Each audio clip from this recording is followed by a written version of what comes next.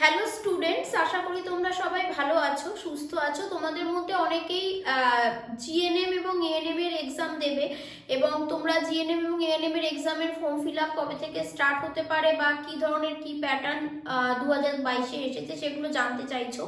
সেটা related video ডিটেলসে শুধু কোশ্চেন্স প্যাটার্ন কীরকম হবে আমি ডিসকাস করে রেখেছি, তোমরা প্লেলিস্ট চেক করতে পারো, পেয়ে যাবে। আর আজকে আমি দুটো ভিডিওতে টোটাল যে মানে জিএনএম এএনএম 2022 এর ডিসকাশন করে দেব। তো পুরোটা যা অফিসিয়াল ওয়েবসাইটে নোটিশ এসেছে সেটা পুরোটা তোমাদের সঙ্গে ডিসকাস করব। একটা ভিডিওতে পুরোটা সম্ভব হবে না, আজকে একটা ভিডিও যাবে, এরপরে আরেকটা ভিডিও আসবে, দুটো ভিডিওতে আমি টোটালটা ডিসকাস করব। ওকে, তো চলো শুরু করা যাক। ইনফরমেশনসগুলো আমি বলি। তো প্রথমেই বলি যে এখানে কোশ্চেন্সের অনেকের মনে প্রশ্ন থাকছে যে কি ধরনের কোশ্চেন্স হবে, এবং সেখানে সবাই নিজেরা ওয়েবসাইট দেখো না দেখো, যারা পড়াশোনা করো একই টাইপের মেথড বা মানে একই টাইপের পড়াশোনা করছে এরকম অনেক বন্ধু বান্ধব থাকে তোমাদের। তো বিভিন্ন জায়গা থেকে তোমরা শুনছো যে 1 মার্কস 2 মার্কস এরকমের কোশ্চেন্স আসবে। তো তাদের মধ্যে ভাবনা দাঁড়াচ্ছে যে কোশ্চেনটা তাহলে এমসিকিউ বেসডই হবে না এবার রিটেনও কিছু হয়ে যায়, সেসব নিয়ে তোমাদের মনে অনেক কোয়ারিজ তৈরি হচ্ছে দেখছি। তাই সেটা দিয়েই শুরু করি। তাহলে এক্সামের মার্কস 1 2 যাই থাকুক কেন, কি বিষয় আমি ডিসকাস করব। তো সবার আগে বলে রাখি ও এক্সামটা হবে এমসিকিউ বেসড, ঠিক আছে? এমসিকিউই হবে এক্সাম, এবং ওএমআর শিটে তোমাদেরকে এক্সাম দিতে হবে, মানে পেন পেপার মোড এক্সাম হবে, কোনো অনলাইন হবে না, ওএমআর শিটে এক্সাম দিতে হবে, এমসিকিউ হবে। এবং সেখানে যে যে সাবজেক্টসগুলো থাকবে সেই সাবজেক্টগুলো কি না, সাবজেক্টসগুলো হচ্ছে তোমার ফিজিক্যাল সায়েন্স থাকবে, লাইফ সায়েন্স থাকবে, ম্যাথামেটিক্স থাকবে, জিকে থাকবে, লজিক্যাল রিজনিং, ইংলিশ থাকবে। তো সেই সবগুলোর মধ্যে তোমাদেরকে কিন্তু বাইলিঙ্গুয়াল কোশ্চেন্স পাবে, মানে ইংলিশ এবং বেঙ্গলি দুটোতে পাবে, এক্সেপ্ট জিআই অ্যান্ড ইংলিশ, মানে লজিক্যাল রিজনিং আর ইংলিশ যেটা সেটা কিন্তু শুধুমাত্র ইংলিশেই কোশ্চেন্স প্রোভাইড করা হবে। তাই তোমরাও সবাই কিন্তু যতই মনে হোক ইংলিশে পড়তে ভীতি থাকছে, আমরা জিআইটা বা লজিক্যাল রিজনিংটা ইংলিশে ছাড়া বাংলায় যদি পেতাম ভালো হতো, কিন্তু সেটা করার একদম চেষ্টা করো না। সবাই যাও চেষ্টা করো এখন থেকেই যে লজিক্যাল রিজনিং ইংলিশ তো ইংলিশেই পড়তে হবে, যেন বাংলা ইংলিশেই লজিক্যাল রিজনিংটা তোমরা প্র্যাকটিস করো, তাহলে তোমরা ধাতস্থ হবে এক্সামে ঠিকঠাক করে আসার জন্য। তো এটা হলো। এবার হলো এই দুটো তো বুঝলাম, কিন্তু ফর্ম ফিল আপ কবে থেকে স্টার্ট হবে সেটা দেখো অফিসিয়াল ওয়েবসাইটে বলা আছে 11 জানুয়ারি 2022 থেকে ফর্ম ফিল আপ স্টার্ট হয়ে যাবে, এটাই বলা আছে। দেন হলো ডেট অফ এক্সাম হচ্ছে গিয়ে স্যাটারডে 11/6/2022 থেকে, আর 12 তারিখ, 11 আর 12 তারিখে স্যাটারডে আর সানডে এই দুটো দিন দেখো বলা আছে এক্সাম হওয়ার জন্য ডেটগুলো। এবার ফর্ম ফিল আপের যে ইনফরমেশনসগুলো সেখানে দেখো বলা হচ্ছে যে মোটামুটি 300 রুপিস লাগবে, প্লাস ব্যাংক চার্জেস লাগবে এসসি এসটি ওবিসি এ, ওবিসিপি এবং অরফ্যানদের জন্য। আদার স্টুডেন্ট যারা জেনারেল বা আদার্স আছো তাদের হচ্ছে গিয়ে 400 করে লাগবে, প্লাস ব্যাংক চার্জেস লাগবে। এবার ফর্ম ফিল আপের সময় সবাই প্লিজ একটু কেয়ারফুলি ফর্ম ফিল আপ করবে যাতে কিছু ভুল না হয়ে যায়। অবশ্যই ফর্ম ফিল আপের পরে আবার কোনো মানে ইনফরমেশনসগুলোকে কারেকশনের ডেট দেয়, কিন্তু তাতে কিন্তু সব ইনফরমেশনস আমরা যেগুলো দিয়েছি ফর্ম ফিল আপের সময় সবটা কারেকশনের অপশান কিন্তু থাকে না। কি কি কারেকশনের অপশান থাকবে না, মানে কোনগুলো তুমি একবার যা দেবে সেটাই ফাইনাল, সেটাকে আর চেঞ্জ করার সুযোগ তোমায় দেবে না, সেটা দেখো বলে দেওয়া আছে। কি কি না, নেম মানে তোমার নিজের নাম, father's name, mother's name, gender, domicile আর date of birth cannot be change. ওগুলো একবার যখন তুমি পুট করবে ফার্স্ট বার ফর্ম ফিল আপের সময়, সেটা কিন্তু তুমি চাইলেও কিছু ভুল হয়ে গেলেও ওটাকে আবার তুমি রেকটিফাই করার পরের বার মিনস যখন আবার ওপেন হবে পোর্টাল যে কারেকশনের জন্য, তুমি করতে পারবে না। তাই খুব ভালো করে মাথায় রেখে কিন্তু ফর্ম ফিল আপ করবে।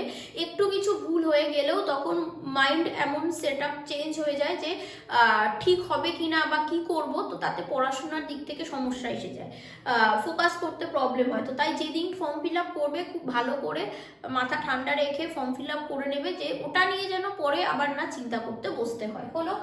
এরপরে যদি তবু কিছু সমস্যা হয়, ফর্ম ফিল আপের পর ভুল হয়ে যায়, কোনো ডাউট থাকে, তোমরা এনকোয়ারি করে নেবে। কোথায় এনকোয়ারি করবে দেখো, আমি পিডিএফ শেয়ার করে দেবো, ভিডিও ডেসক্রিপশনে পাবে, সেখানে তোমরা পেজ নাম্বার 3 তে যাবে, 13 নম্বর পয়েন্টটাকে দেখবে, ওখানে এনকোয়ারির কোথায় করবে, কোথায় মেল করতে পারো, কোথায় কল করতে পারো বলা আছে।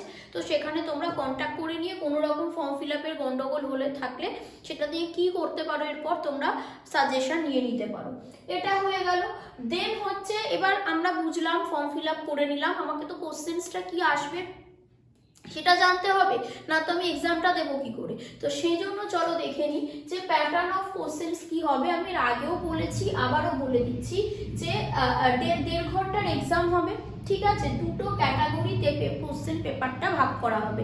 অনেকের মনে হচ্ছে যে দুটো ক্যাটাগরি দুবার করে কোশ্চেন পেপার দেওয়া হবে কিনা, এরকম কোনো ব্যাপার না। দুটো কোশ্চেন পেপার দেওয়া হবে না, একটাই কোশ্চেন পেপারে দুটো ভাগ করা থাকবে, ক্যাটাগরি 1 আর ক্যাটাগরি 2। তো সব সাবজেক্টসগুলো আমরা দেখে নিলাম, life science, physical science, English, maths, GK, GI দেখে নিলাম। তো এবার দেখো বলা হচ্ছে ক্যাটাগরি 1 এ কি হবে, লাইফ সায়েন্সে 30টা কোশ্চেন থাকবে এবং ক্যাটাগরি 2 তে লাইফ সায়েন্সে 10টা কোশ্চেন থাকবে। ফিজিক্যাল সায়েন্সে ক্যাটাগরি 1 এ 15টা কোশ্চেন, ইংলিশে ক্যাটাগরি 1 এ 15টা কোশ্চেন, ম্যাথস, জিকে এবং জিআই তে ক্যাটাগরি 2 তে দেখো কোনো কোশ্চেন নেই। ইংলিশ, ম্যাথস, জিআই, জিকে ভালো করে খেয়াল করো, English, maths, GI and GK এগুলোতে ক্যাটাগরি 2 তে কোনো কোশ্চেন নেই, ক্যাটাগরি 1 এই থাকবে 15টা, ম্যাথের জন্য, জিকের জন্য 10টা করে, আর জিআই থাকবে 5টা। ক্লিয়ার? আর ক্যাটাগরি 2 তে লাইফ সায়েন্সের 10টা কোশ্চেন আর ফিজিক্যাল সায়েন্সের 5টা কোশ্চেন। এবার কি তফাৎ থাকবে ক্যাটাগরি 1 আর 2 তে? ক্যাটাগরি 1 এ 1 মার্কসের কোশ্চেন্স থাকবে। এই যে ক্যাটাগরি 1, সেখানে অনলি 1 অপশন কারেক্ট হবে, যার 1 অপশন মানে একটা মার্কস 1 মার্কস কোশ্চেন হবে, তুমি একটাই অপশন কারেক্ট হবে। তুমি কারেক্ট অপশন যদি চুজ করতে পারো 1 মার্কস পেয়ে গেলে, ইনকারেক্ট অপশন যদি করো তাহলে তোমাকে 1/4 মানে 0.25 তোমার নেগেটিভ যাবে। এটা ক্যাটাগরি 1 এর জন্য। ক্যাটাগরি 2 তে কি হবে না, ক্যাটাগরি 2 তে দেখো বলছে 1 অর মোর অপশন কারেক্ট, মানে একটা অপশনও ঠিক হতে পারে, একটার বেশি অপশনও ঠিক হতে পারে। এবং ক্যাটাগরি 2 তে কি হবে, প্রত্যেকটা কোশ্চেন্সের জন্য 2 মার্কস থাকবে। তো তুমি ঠিক অ্যান্সার চুজ করলে বা একটার বেশি যদি অপশন থাকে, তুমি সব কারেক্ট অ্যান্সারগুলো যদি চুজ করতে পারো দেন তুমি 2 মার্কস পাবে। তুমি কোনো অ্যান্সারই চুজ করতে পারলে না, কোশ্চেনটা ছেড়ে দিলে, তো দেন 0 হলো। তার সাথে সাথে তুমি যদি কিছু ভুলও করো, কোনো ইনকারেক্ট অ্যান্সারও যদি করো, তার জন্য মার্কস হবে তোমার 0। এবং সেটা কিরকম, মানে ধরো কম্বিনেশন কোশ্চেন্স থাকলো, মানে 3টে স্টেটমেন্ট আছে, 3টে স্টেটমেন্টের উপর বেস করে এবার অপশানের মধ্যে একটা অপশান দিল যে first and second statement true, second একটা অপশান দিল first, second, third statements are true, এরকম যদি থাকে তো সেক্ষেত্রে দেখা গেল যে দুটো স্টেটমেন্ট হয়তো ঠিক ছিল, একটা স্টেটমেন্ট হয়তো ভুল হয়েছে, কিন্তু তুমি অ্যান্সারটা করেছো 3টে স্টেটমেন্টই ঠিক। তার মানে কি প্রথম দুটো স্টেটমেন্ট যে ঠিক ছিল সেটা তুমি রেকটিফাই মানে বুঝতে পেরেছো, কিন্তু থার্ড স্টেটমেন্টটা যে ভুল সেটা তুমি বুঝতে পারোনি, তুমি বলেছো ওটাকেও ঠিক। সেক্ষেত্রে কিন্তু তুমি কোনো পার্শিয়ালি কারেক্ট নাম্বার পাবে না, কেননা তুমি একটা অপশন হলেও তুমি ভুল চুজ করেছো। 3টে স্টেটমেন্টের মধ্যে একটা স্টেটমেন্ট তুমি ভুল চুজ করে ফেলেছো, আর ওই ভুল স্টেটমেন্টটা যে অপশানে ছিল সেটা চুজ করেছো, সেখানে আরও দুটো অপশান ঠিক থাকলেও যেহেতু একটা ভুল অপশানও তুমি তার মধ্যে ইনক্লুডেড, এরকম একটা অপশানকে তুমি চয়েস করেছো, তাই সেটা কিন্তু তোমার নেগেটিভ হবে না। যেহেতু ক্যাটাগরি বিতে কোনো নেগেটিভ মার্কিং থাকে না, তো তাই তোমার নেগেটিভ হবে না, কিন্তু তুমি যে দুটো ঠিক চুজ করলে তার জন্য কিন্তু কারেক্ট মার্কসও পাবে না, 0 পাবে।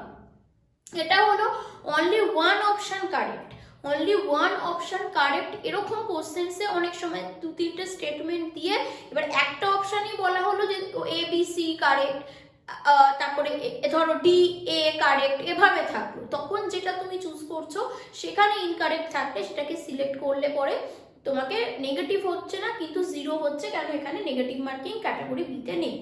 এবার চলে আসি লাস্ট যেটা বলছি যে যে অপশানটা থাকবে, যেহেতু বলাই আছে যেখানে 1 অর মোর অপশান কারেক্ট হতে পারে, মানে দেখা গেল একটা কোশ্চেনের 4টে অপশান ABCD, দেখা গেল 3টে অপশান কারেক্ট, কিন্তু তুমি 3টেকে চুজ করতে পারোনি, তুমি একটা অপশানকে কারেক্ট অপশানকে চুজ করতে পেরেছো, তাহলে তুমি কত মার্কস পাবে না, মার্কস কোশ্চেন মার্কটা কত, তুমি যদি সব ঠিক করতে 2 মার্কস পেতে, কিন্তু 3টে অপশান কারেক্ট ছিল, তুমি একটা কারেক্ট অপশানকে চুজ করতে পেরেছো, বাকি দুটোকে চুজ করতে পারোনি, তো তাহলে তুমি একটা অপশানকে চুজ করেছো কিন্তু অ্যাকচুয়ালি কারেক্ট অপশান ছিল 3টে, তো তাহলে 1/3 × 2 মানে 3/2 মার্কস তুমি পাবে, ঠিক আছে। 2/3 মার্কস তুমি পাবে, মানে 2 × তোমার number of correct option mark, তুমি একটা মার্ক করেছো, কিন্তু হওয়া উচিত ছিল 3টে মার্ক করা, করতে পারোনি, তো তাহলে তুমি 2 না পেয়ে 2/3 মার্কস পাবে ফ্র্যাকশনে। বোঝা গেল ব্যাপারটা, যে তুমি কটা মার্ক করতে পেরেছো, অ্যাকচুয়ালি কটা ছিল সেটা রেশিও করে ইন্টু 2 করলে যে ভ্যালুটা হচ্ছে সেটা তুমি পার্শিয়ালি কারেক্ট অ্যান্সার, যদি একটা চুজ করতে পারো কি দুটো পারো সেটার জন্য হচ্ছে more than one option correct টাইপের যে কোশ্চেন্সগুলো থাকবে। আশা করি ব্যাপারটা বোঝা গেল স্কোরিং মেথডোলজি কি হবে। এরপর চলে আসো যে এভাবে তো এক্সাম দিয়ে নিলে, কিন্তু দেখবে পরীক্ষার পরে অনেক স্টুডেন্ট সেম মার্কস পায়, অনেক স্টুডেন্ট দেখবে একই স্কোর করেছে, হয়তো অনেক স্টুডেন্ট 80 কি অনেক স্টুডেন্ট 90 স্কোর করেছে। তো তখন 5 জন স্টুডেন্ট যদি 90 স্কোর করে, 5 জনকেই তো একটা সিট দেওয়া যাবে না, মানে একটা অ্যালটমেন্টের জন্য একটা কি বলা যেতে পারে র্যাঙ্ক দেওয়া যাবে না, তখন কি করে র্যাঙ্কিং হবে, টাই ব্রেক কি করে করবে মার্কসে।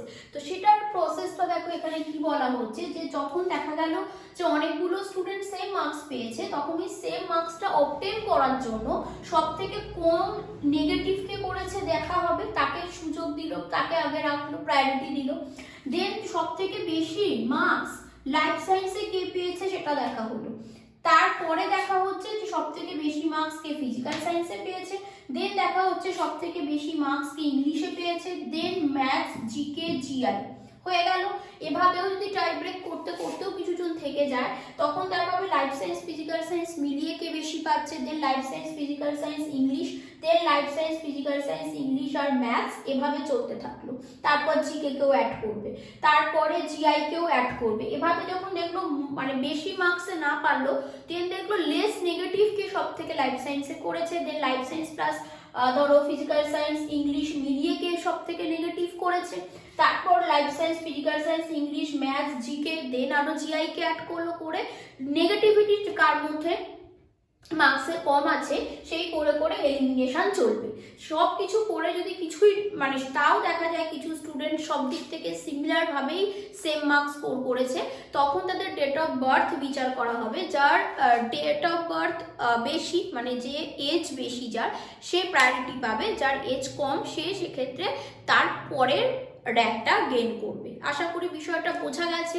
অনেকে বলো সব থেকে বেশি ইম্পর্টেন্ট কোন সাবজেক্টটাকে খুব ভালো করে পড়তে হবে, সেক্ষেত্রে আমি জিএনএম এর জন্য বলতে পারি যে বায়োলজি অবশ্যই সব থেকে ইম্পর্টেন্ট সাবজেক্ট, কেন কি বায়োলজিতে আমরা দেখতেই পাচ্ছি 50 মার্কস আছে, আর জিআইতে দেখো অনলি 5 মার্কস আছে, ঠিক আছে। তো সেই জন্য এবার যারা জিআই জানো না তাদের জন্য এই 5 মার্কসটাও ইম্পর্টেন্ট, কেন 5 মার্কসটাও আমাকে তুলতে হবে, আমার কিছু মার্কস অন্তত আমার দরকার ওখান থেকে। কিন্তু অবশ্যই বুঝতেই পারা যাচ্ছে যে আমরা ম্যাক্সিমাম ফোকাস অবশ্যই আমাদের বায়োলজিতে করতে হবে।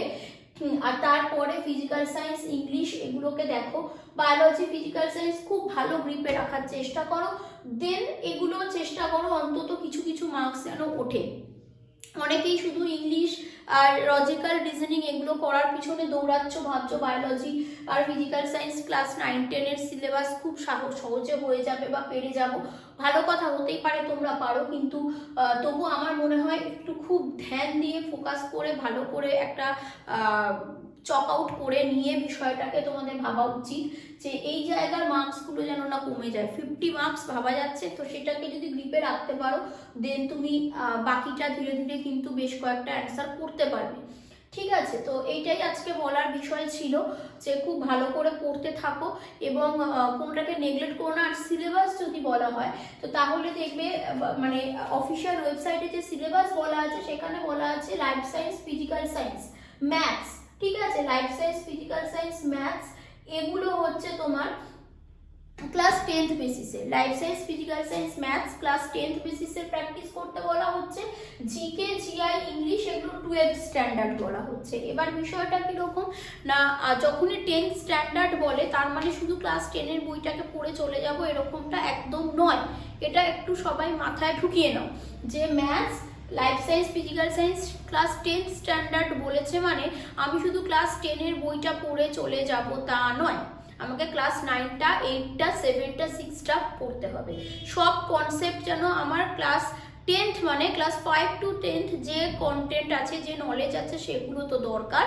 ইভেন আমার গত বছর লাস্ট ইয়ার 2021-এর যে জিএনএম এর এক্সাম হয়েছিল, আমি যেহেতু পার্সোনালি লাইফ সায়েন্স পড়াই, লাইফ সায়েন্সের ক্ষেত্রে ক্লাস 10th এর কোশ্চেন্স আছে, অনেক আছে, কিন্তু আমার কয়েকটা কোশ্চেন্স লাগলো যে শুধু ক্লাস 10th যারা পড়েছে বা ধরো শুধু ক্লাস 10th এর স্টুডেন্টস মানে যদি দেওয়া বলা হয়, তাদের সেই বইতে কিন্তু ওই কন্টেন্ট নেই যেখান থেকে একটা দুটো কোশ্চেন্স লাইফ সায়েন্সের করা হয়েছে। তো সেই ক্ষেত্রে করণীয় কি, অনেক কেন কি যারা যে মানে জিএনএম এএনএম এর এক্সাম দেবে তারা সবাই কিন্তু সায়েন্স ব্যাকগ্রাউন্ডের নয়, তো তারা তাহলে ক্লাস 11-12 এর ফিজিক্যাল সায়েন্স বা লাইফ সায়েন্স পড়বে কি করে?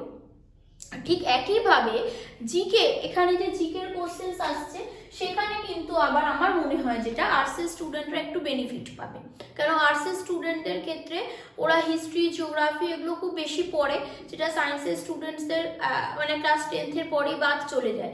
তো সেই জন্য আমার মনে হয় যত সায়েন্সের স্টুডেন্ট আছো, যারা 11-12 সায়েন্সে পড়েছো, তারা খুব ভালো করে গ্রিপে রাখো এই বায়োলজি, ফিজিক্যাল সায়েন্সের এই মার্কসটা। প্লিজ বোঝার চেষ্টা করো, একটু নিজেদেরকে স্ট্র্যাটেজি বানাও যে কি করবে। আর্টসের স্টুডেন্টদের ক্ষেত্রে হতেই পারে ক্লাস 12 এর পোর্শন থেকে যে বায়োলজিটা এলো বা ফিজিক্যাল সায়েন্সের যদি কিছু ক্লাস 11-12 পোর্শনের কোনো লজিকের কিছু কোশ্চেন্স আসে, সেটা অ্যাটেন্ড করা চাপের হতে পারে।